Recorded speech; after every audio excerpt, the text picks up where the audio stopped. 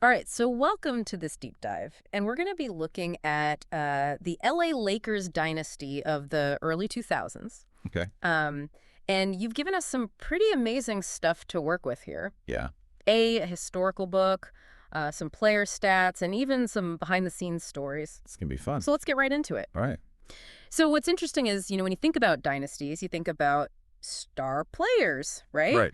And they certainly had them. Yeah. But it's kind of a perfect storm of factors that all came together at once. For sure. Like having a coach with a proven track record, like Phil Jackson. Yes, who'd already won, 6 NBA championships with the Bulls. Right. He comes in the 1999-2000 season. Yeah. Expectations are high. But brand new arena. Staples Center. Yep. Staples Center. So, the city's like craving a championship, and all of a sudden you've got this perfect storm of factors. Right. And then he brings in this thing called the triangle offense. Yeah. And that's where things really start to change, right? Yeah. And it's fascinating because it's not just like a series of plays or anything. Yeah. It's almost like a basketball philosophy. Right, like how to move the ball, the spacing. Yeah, it's about spacing. It's about, ball movement. It's about understanding, what the other team is doing on defense. Right. It forces players to think on their feet to read the game. Right, and rely on your teammates. Yeah. So it's not just like, okay, here's play 1, play 2. Right. It's really about this philosophy of how to play the game, and of course it doesn't hurt when you've got Shaq and Kobe out there. Right. No, certainly not. And they end up achieving this three-peat, The legendary three-peat. championships in 2000, 2001, and 2002. Yeah. I mean, that is almost unheard of in professional sports, right? It is. It's, pulling off a three-peat requires so many things. Right. You have to have the talent, of course, but you also have to have that consistency. You have to have the resilience. You have to have the ability to adapt as a team. Right. And let's not forget, the NBA season's not, a couple of games. Right.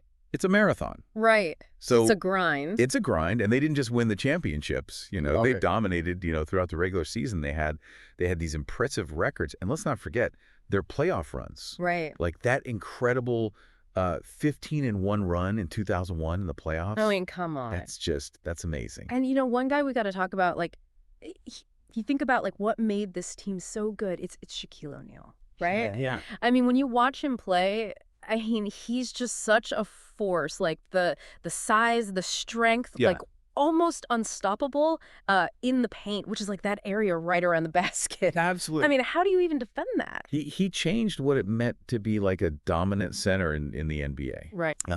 And he was averaging like almost 30 points a game Right. in 2000, and even won the MVP award that year. Yeah. It's amazing to watch. Right. But alongside him, you have this guy, Kobe Bryant, who's just like, already a scoring machine, just like killer instinct on the court, and, becoming a star in his own right. Yeah. But also, like, he wins the slam dunk contest in '97, and he just has this athleticism and this creativity that's just amazing to watch. What I always found so fascinating about Kobe was his dedication to mastering his craft, mastering, his skills, Really? like his signature move. Yeah. The jab, step, and pause. Yeah. It wasn't just about being athletic. It was a, calculated, Right. precise. He would read his defender. He would create space, and then he'd execute that move flawlessly. Yeah. And, that's what made him, so dangerous. And that's where the stats you gave us kind of come in handy.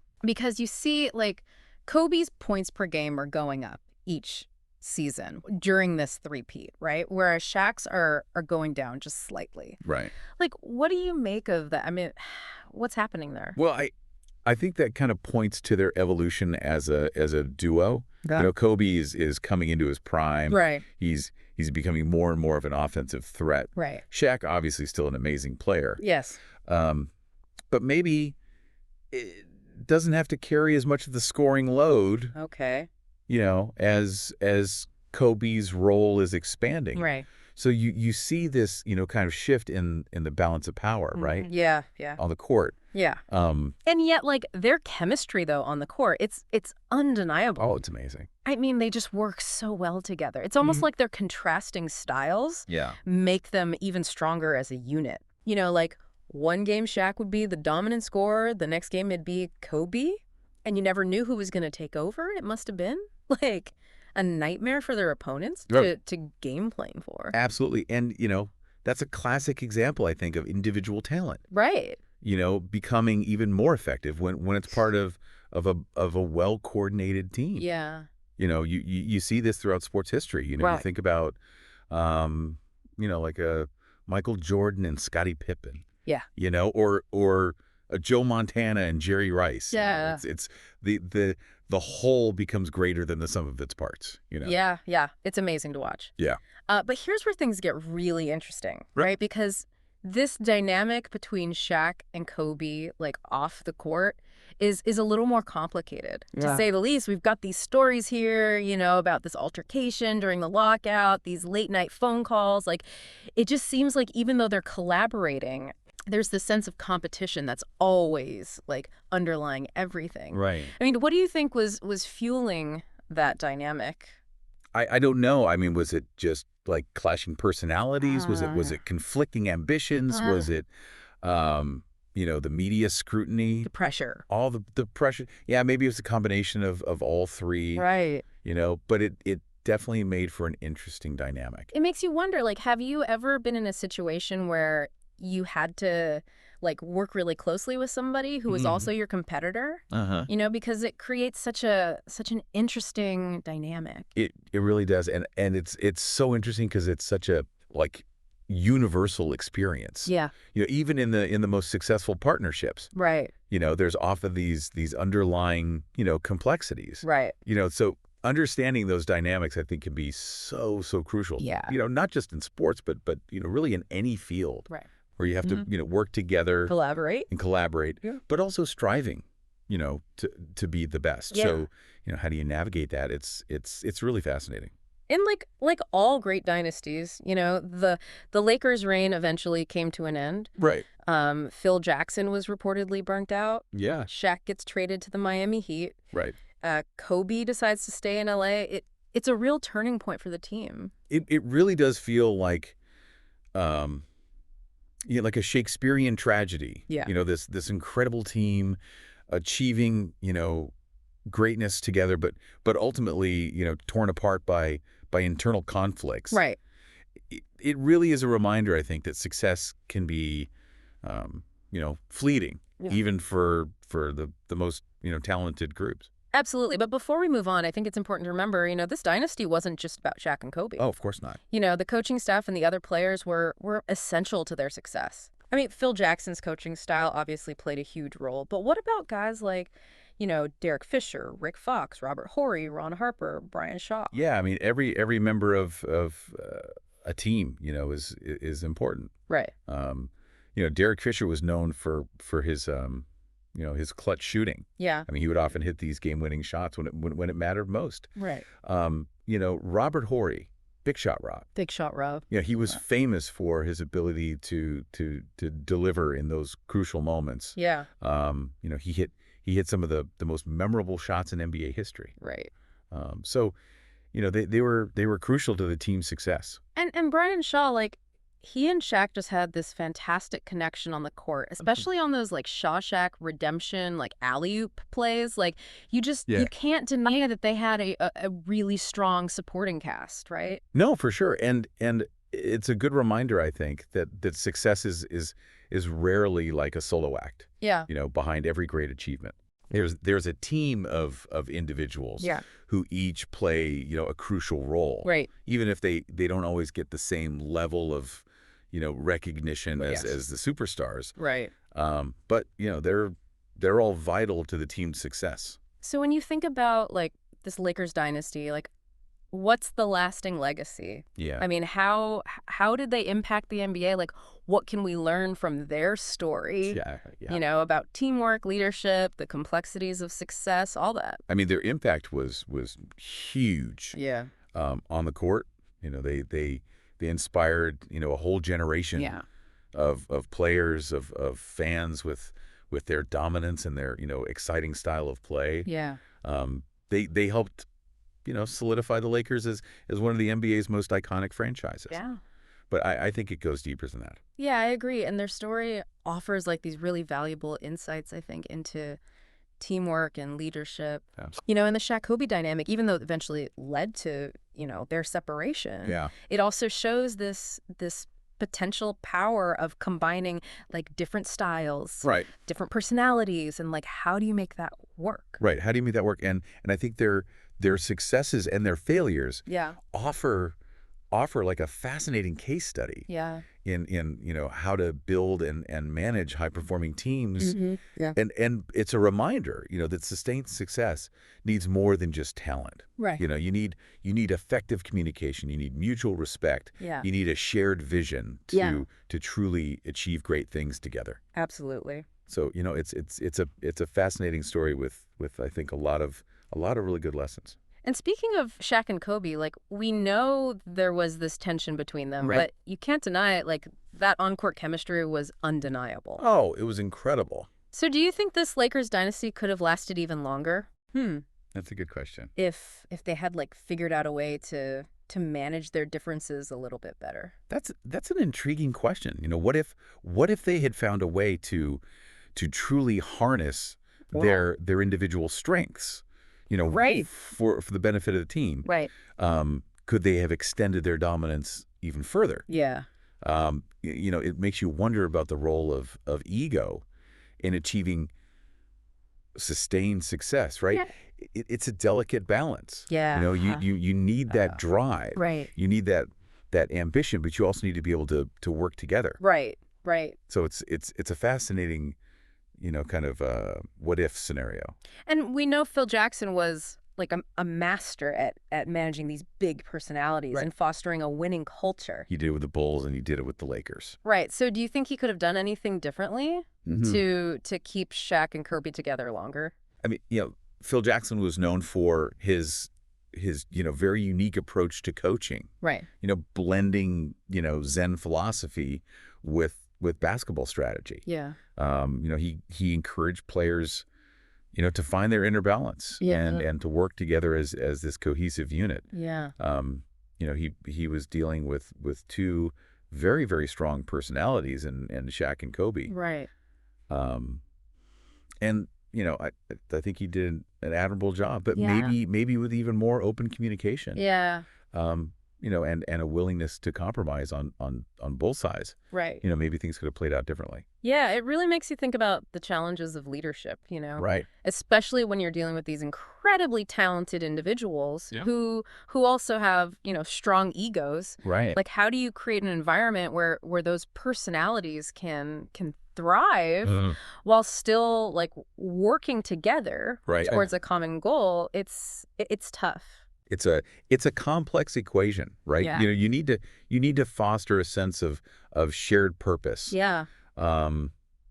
While also, you know, allowing individuals to shine. Right. You know, you have to create a culture of trust and respect where open communication is encouraged. Yeah. But you know, even with the best leadership, Yeah. sometimes those personalities just clash. Yeah. Yeah. And there's not much you can do about that. And you also got to think about the media, right? Right. Because, you know, they were under this microscope like constantly. Oh, for sure. And, you know, and the media, you know, they love to focus on these narratives of conflict and rivalry. Right. And that can sometimes, you know, exacerbate existing tensions. Right. So, you know, it's hard to say for sure how much the media played a role, but Right. it certainly didn't help. It's interesting to think about like how this dynasty might have been different if they didn't have that constant spotlight on them, you know, from the media. For sure. You know, would Shaq and Kobe have been able to manage their differences, you know, more effectively? Right. You know, would the team dynamic have been more harmonious?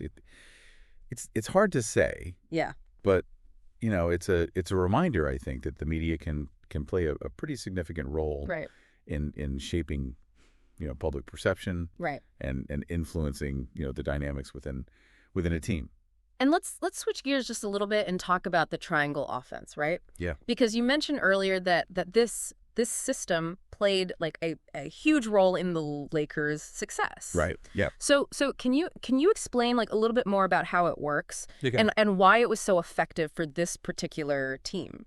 So the triangle offense, it was developed by Tex Winter. Okay. And it was really popularized by Phil Jackson. Yeah. And it's a fascinating system because it's not about, like set plays or anything. Right. It's more about creating a flow, and allowing players to read the defense Yeah. and to make decisions based on what they see. Okay, so it's not about having like one star player dominate the ball. No, not at all. Right, right. It's about ball movement. Okay. It's about spacing. Yeah. It's about reading the defense Right. to create scoring opportunities. Okay.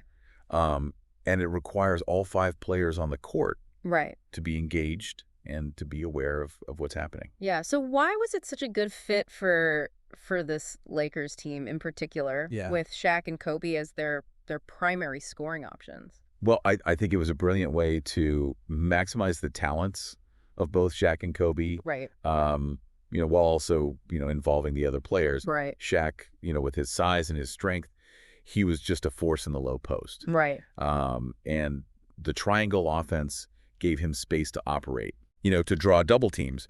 And that would create opportunities for his teammates. Right. So it really, played to his strengths. Yeah. And then you have Kobe, who is just, a brilliant scorer who could create his own shot. Yeah. But the triangle offense also gave him the freedom to move without the ball. Right. To cut to the basket. Right. To find these open spaces to exploit. So it sounds like a very adaptable system. It is. It's very adaptable. Yeah, where you can kind of like plug in players. Exactly. And it's not about forcing players into specific roles. Right. It's about empowering them to make decisions. Right. And to play to their strengths. So do you think like any other teams have successfully implemented this? I mean, the Chicago Bulls under Phil Jackson. Yeah. They also had tremendous success with the triangle offense. Okay. Winning 6 championships in the 1990s. Yeah, and it makes sense, right? Because he's bringing that with him. Yeah. From the Bulls to the Lakers. It's exactly. So it's clearly like an effective system. It's an effective system. But it requires, a high level of basketball IQ. Right. It's not for everyone. Right, right. It takes a certain type of player, a certain type of team. Right. To be able to execute it effectively. And now we get to Shaq's trade to Miami. Okay. Which is a huge turning point for the Lakers. Right. I mean, this is really the moment that kind of signals the end of this dynasty. Yeah. Yeah. Was it inevitable, though, like given this tension between him and Kobe? I don't know. I mean, it's hard to say whether it was inevitable or not. Yeah. But the trade certainly felt like the culmination of years of simmering tension between them. Yeah. It was building for a while. Right. So what do you think were some of the factors that led to that? Like, was it just purely a clash of egos, or were there other things going on? There were definitely some ego clashes. Right. But there were also basketball considerations. Right. Shaq was getting older. Yeah. His contract was expensive. Yeah. Kobe was in his prime and ready to take on a larger role. Right. Right. So, I think it was a combination of factors. Yeah. It must have been such a tough decision for the Lakers. It was. What are you to do? Yeah. You've got these two incredible players, right. but they're not getting along. Yeah. So and the fans, how did they react? I mean, the fans were divided. Yeah. I mean, Shaq was beloved. Of course. For his larger than life personality and his dominant play. Right. Right. But Kobe was also incredibly popular. Yeah. And seen as the future of the franchise. Right. Right. So it was a tough decision, and I think a lot of fans were heartbroken. And Kobe, how do you respond to that? Kobe embraced the challenge of leading the Lakers without Shaq. Okay. He was determined to prove that he could win a championship on his own. Right. And he eventually did. Right. He goes on to win 2 more. Yeah, in 2008 and 2010. Yeah, it's amazing that they both go on to win championships after their time together. Right. It's almost like they needed that separation. Yeah, it's like they needed to go their separate ways. Yeah. In order to fully realize their potential. It's a real testament to their talent and their determination. Absolutely. But it does make you wonder, though, like, could they have achieved even greater heights? Right. If they had figured out a way to coexist and just keep playing together. Yeah, and that's one of the great what ifs. Yeah. In sports history. Yeah, yeah. We'll never know for sure what could have been. Right. But it's certainly fun to speculate. Yeah, that's what makes it so interesting. Absolutely. You look back and you think, like, man, what if? what if they had stayed together? Like, No. what could they have accomplished? And it's part of what makes sports so compelling, right?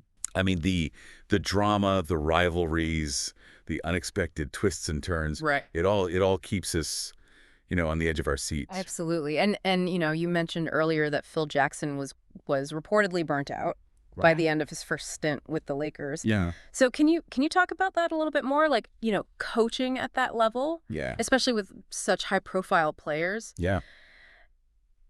It's got to be demanding, right? It's incredibly demanding. Yeah. You're dealing with the pressure to win. Right. You're dealing with the media scrutiny. Yeah. You're dealing with, the egos of these superstars. Right. Jackson was known for his calm demeanor. Right. And his ability to manage egos. Yeah. But even he, had his limits. Yeah. So do you think like that tension between Shaq and Kobe contributed to that burnout? I think it's certainly possible. Right. Dealing with those two strong personalities, it must have taken a toll. What were some of the signs like that he was burning out? Well, there were reports of fatigue. Okay. Of frustration. Yeah. Just a sense that he needed a break. Right. From the pressures of coaching. And that makes sense. It does. It's a high pressure job. Absolutely. And even the best coaches need time to recharge. Right. It's a reminder that even in the world of professional sports, right, human needs and limitations are still a factor. Of course. They can't just keep going and going without needing a break. And yet he comes back and coaches the Lakers again, right? He does. He comes back. Well, wins 2 more championships. He does. And that's remarkable. Yeah. To be able to step away, to recharge. Yeah. And then to come back and achieve that level of success again. It's really impressive. So what do you think brought him back? Like what made him come back to coaching? I don't know. I mean, maybe he felt recharged and ready for another challenge. Right. Maybe he saw the potential in Kobe Bryant. Yeah. To lead the Lakers to further glory. Right. But whatever it was, it's a testament to his love of the game and his competitive spirit. Yeah, you can't deny that. Absolutely. So speaking of championship teams, yeah, we can't forget about the role of the supporting cast. Oh no, of course not. During the Lakers dynasty, right?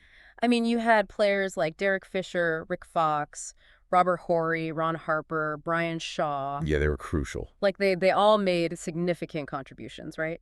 Absolutely. I mean, you can't win a championship with just 2 star players. Right. You need a strong supporting cast that can contribute in different ways. Yeah, you mentioned Derek Fisher's clutch shooting earlier. Expert. Absolutely. I mean, do you remember that game-winning shot against the San Antonio Spurs in the 2004 playoffs? Oh, yeah, I remember that.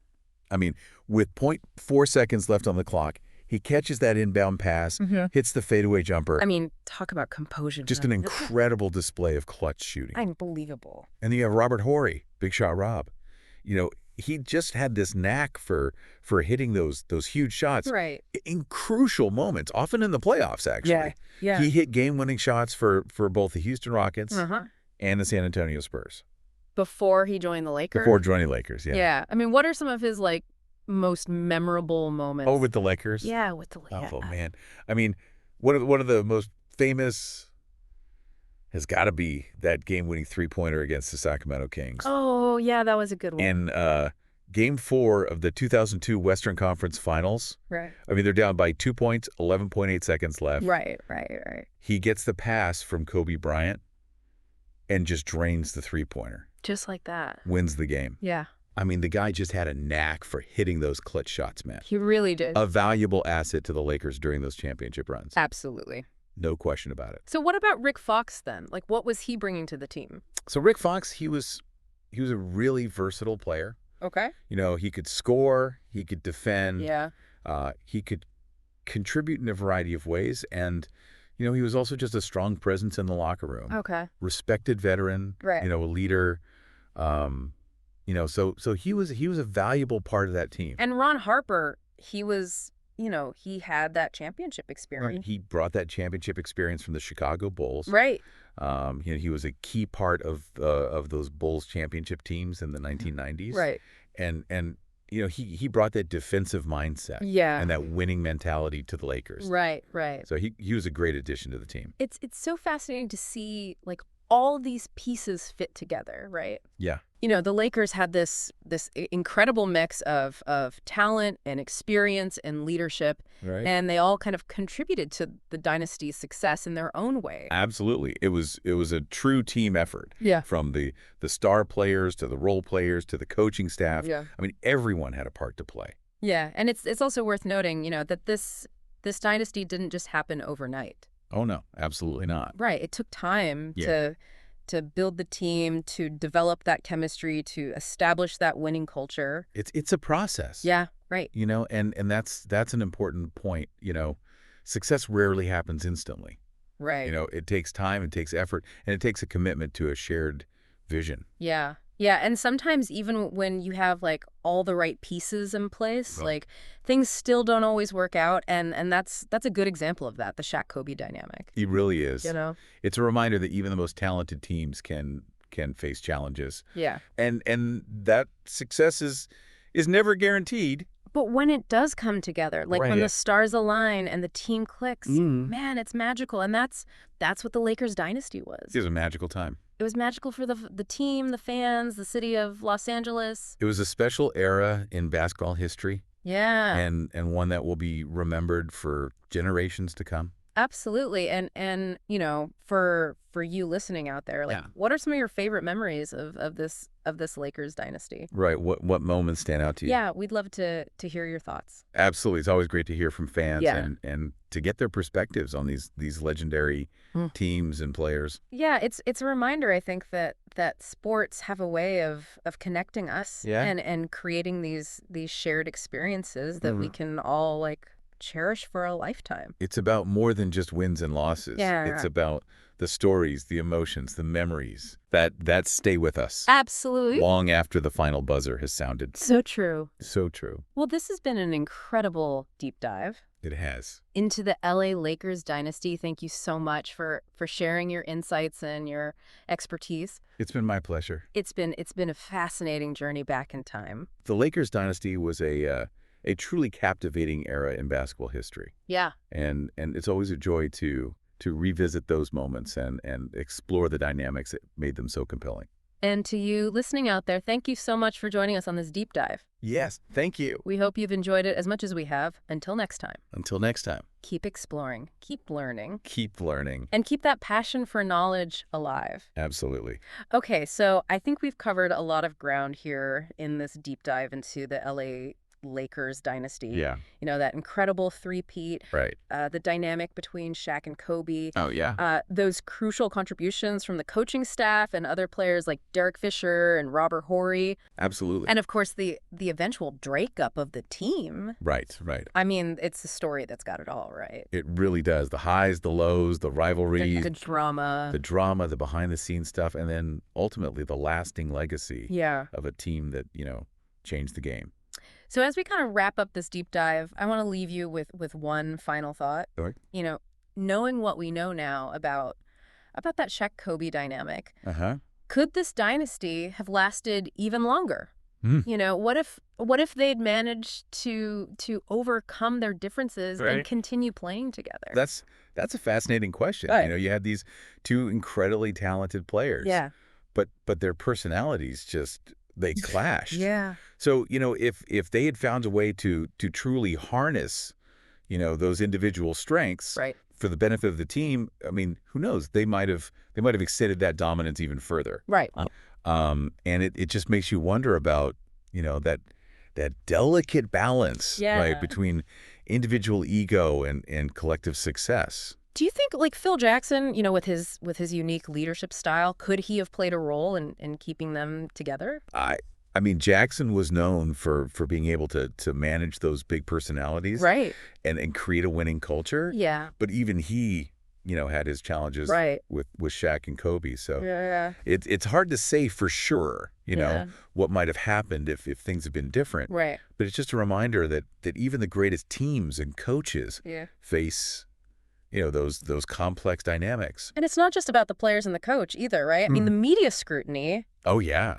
the pressure to win. The constant attention. It all plays a role. It all contributes to that complexity Right. of building and maintaining a dynasty. Absolutely. It's a reminder that success at that level, like, it's never guaranteed. Exactly. You know, it takes this unique combination of talent and teamwork, Leadership, and even a little bit of luck yeah, to achieve something as special as what the Lakers did. absolutely. It was a special time It really was. for the NBA. Well, this has been an incredible deep dive It has been into the LA Lakers dynasty. a fascinating one. Thank you so much for sharing your insights and your expertise. Oh, it's been my pleasure. It's been a fascinating journey back in time. The Lakers dynasty was a captivating era in basketball history. Yeah. And it's always a joy to revisit those moments and explore the dynamics that made them so compelling. Absolutely. And to you listening, thank you so much for joining us on this deep dive. Yes, thank you.